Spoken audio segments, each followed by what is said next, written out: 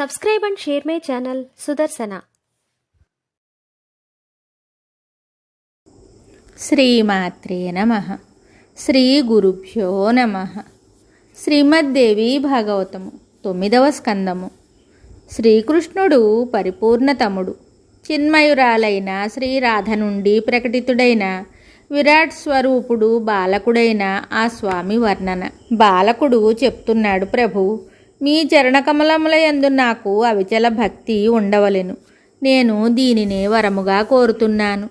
నా ఆయువు క్షణికమైనను దీర్ఘకాలికమైనను నేను జీవించి ఉన్నంతవరకు నీ యందు నాకు దృఢమైన శ్రద్ధ ఉండవలెను. ఈ లోకమునందు గల పురుషుడైన భక్తుని సదా జీవన్ముక్తుడని తలంచవలెను. మీ భక్తికి విముఖుడైన మూర్ఖుడు జీవించి ఉండి కూడా మృతప్రాయుడని తలంచబడును. అజ్ఞానియగు పురుషుని హృదయమునందు మీ భక్తి లేనిచో అతడు చేయు జపతపముల, యజ్ఞముల, పూజల, వ్రతముల, ఉపవాసముల, పుణ్యముల, తీర్థయాత్రల వలన ప్రయోజనమేమి ఉండును? అతని జీవితమే నిష్ఫలము. ప్రభు, శరీరమునందు ఆత్మ ఉన్నంత వరకు శక్తులు అతని వెంట ఉంటాయి. ఆత్మ వెళ్ళిపోయిన తరువాత సకల శక్తులు స్వతంత్రములవుతాయి. వాటి ఉనికి అక్కడ ఉండదు. మహానుభావ, నీవు ప్రకృతికి అతీతుడవు, సర్వాత్మవు, స్వేచ్ఛామయ సనాతన బ్రహ్మజ్యోతి స్వరూపుడవు, పరమాత్మవు, అందరికిని ఆదిపురుషుడవు. నారద ఇట్లు తన హృదయమునందలి భావోద్వేగమును ప్రకటించి మౌనమును వహించెను. అప్పుడు భగవంతుడగు శ్రీకృష్ణుడు చెవులకు హాయిని గొలుపు మధురమైన మాటలతో సమాధానం ఇవ్వసాగాడు. భగవంతుడు శ్రీకృష్ణుడు చెప్తున్నాడు, వత్స, నా వలనే నీవు కూడా చాలా కాలము అత్యంత స్థిరుడవై విరాజమానుడవు కమ్ము. అసంఖ్యాకులైన బ్రహ్మలు నశించినను నీవు నశింపవు. ప్రతి బ్రహ్మయందు నీ స్వల్ప అంశ అతనిలో విరాజమానమై ఉండును. నీ నాభికమలము నుండి విశ్వస్రష్టయగు బ్రహ్మ ప్రకటితుడగును. బ్రహ్మలలాటము నుండి 11 రుద్రులు ఆవిర్భవిస్తారు. శివుని అంశలగు ఆ రుద్రులు సృష్టి సంసారమునకు ఏర్పాట్లు చేస్తారు. ఆ 11 రుద్రులలో కాలాగ్ని అను పేరుతో ప్రసిద్ధుడైన రుద్రుడే విశ్వసంహారము చేయును.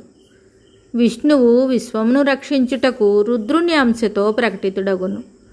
నా వరప్రభావము వలన నీ హృదయమునందు నా మీద భక్తి నిరంతరము ఉండును. నీవు నా పరమసుందర రూపమును ధ్యానము ద్వారా నిరంతరము చూడగలవు. ఇది నిశ్చితము. చక్కని మీ తల్లి నా వక్షస్థలమున విరాజమానురాలై ఉండును. ఆమెను కూడా నీవు దర్శింపగలవు. నేనిప్పుడు నా గోలోకధామమునకు వెళ్ళుచున్నాను. నీవు ఇచ్చటనే ఉండుము. ఇట్లు ఆ బాలకునితో పలికి భగవంతుడకు శ్రీకృష్ణుడు మాయమయ్యాడు. ఆయన గోలోకమునకు చేరుటకు ఆలస్యమేమవుతుంది? ఆ స్వామి అచ్చటకు వెళ్ళి వెంటనే సృష్టిని వ్యవస్థీకరించు బ్రహ్మకు, సంహార కార్యమునందు నిపుణుడగు రుద్రునకు ఆయా కార్యములను నిర్వహించండి అని ఆదేశించాడు. భగవంతుడగు శ్రీకృష్ణుడు చెప్తున్నాడు, వత్స, సృష్టిని రచించుటకు వెళ్ళుము. విధి, నా మాట వినుము. మహావిరాట్ యొక్క రోమకూపములందు అసంఖ్యాకములగు బ్రహ్మాండములున్నాయి. వాటిలో అతి చిన్నదైన ఒక బ్రహ్మాండం ఉంది. దాని యందు విరాట్ పురుషుడు విరాజమానుడై ఉండును. అతని నాభి నుండి ఒక కమలము ఉదయించును. దాని యందు నీవు ప్రకటితుడవు కమ్ము అని చెప్పి రుద్రునితో చెప్పాడు. మహానుభావ, మహాదేవ, నీవు నాకు పరమ ప్రియుడవు.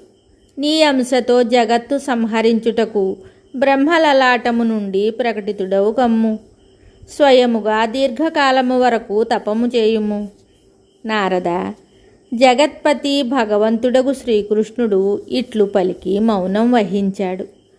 అప్పుడు మహానుభావుడగు బ్రహ్మ, మంగళమయుడగు శివుడు ఆయనకు నమస్కరించి వెళ్ళిపోయారు. మహావిరాట్ స్వరూపుని రోమకూపమునందు ఇప్పుడు కూడా బ్రహ్మాండ గోలక జలము విరాజమానమై ఉండెను. దాని యందు ఒక సాధారణ విరాట్ పురుషుడు నివసించుచుండెను. ఇతడు ఆ విరాట్ పురుషుని అంశ. ఇతడెల్లప్పుడూ యువావస్థలోనే ఉండును. ఇతడు శ్యామ విగ్రహుడు. పీతాంబరమును ధరించి ఉండును. జలరూపమైన శయ్య మీద నిదురించును. ఈ స్వామి ముఖమండలము చిరునవ్వుతో నిండి ఉండును. ప్రసన్న ముఖమును కలిగి విశ్వవ్యాపి అయిన ఈ ప్రభువు జనార్దనుడని పిలువబడును. ఈయన నాభికమలము నుండే బ్రహ్మ ప్రకటితుడయ్యను. తరువాత విషయము తెలుసుకొను తలంపుతో ఆ కమలదండము మీద 1,00,000 యుగముల వరకు తిరుగాడుచుండెను.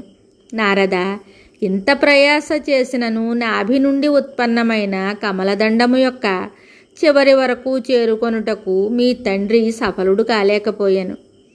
అప్పుడు అతని మనస్సు చింతాక్రాంతమయ్యను. అప్పుడు ఆయన మరలా తన స్థలమునకు వచ్చి శ్రీకృష్ణ భగవానుని చరణకమలములను ధ్యానము చేయసాగెను. ఆ స్థితిలో అతనికి దివ్య దృష్టి ద్వారా విరాట్ పురుషుని దర్శనము లభించెను. బ్రహ్మాండ గోళకములో జలమయమైన శయ్య మీద ఆ పురుషుడు శయనించుచుండెను. ఆ స్వామి రోమకూపము నుండి ఈ బ్రహ్మాండము ఉత్పన్నమైనది. అట్టి పరమాత్ముడు భగవంతుడగు శ్రీకృష్ణుని దర్శనము కూడా అతనికి కలిగెను. గోపగోపికలతో సుశోభితమైన గోలోకధామమును దర్శించు భాగ్యము కూడా కలిగెను.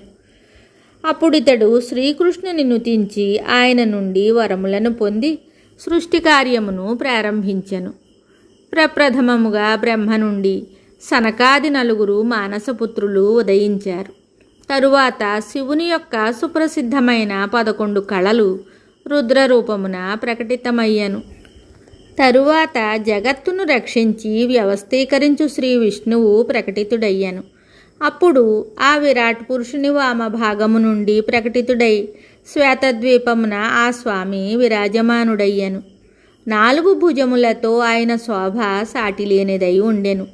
ఇట్లు విరాట్ పురుషుని నాభికమలమునందు ప్రకటితుడై బ్రహ్మ విశ్వమును సృజించెను. స్వర్గ మర్త్య పాతాళములను త్రిలోకముల యందలి సకల చరాచర ప్రాణులను ఆయన సృజించెను. నారద, ఇట్లు విరాట్ పురుషుని సకల రోమకూపములందు ఒక్కొక్కటిగా అనేక బ్రహ్మాండములున్నవి. ప్రతి బ్రహ్మాండమునందు ఒక విరాట్ పురుషుడు, బ్రహ్మ, విష్ణు, శివుడు మొదలగు సహాయకులగు దేవతలు వీరందరూ కలిసి కార్యమును సుసంపన్నము చేయుదురు.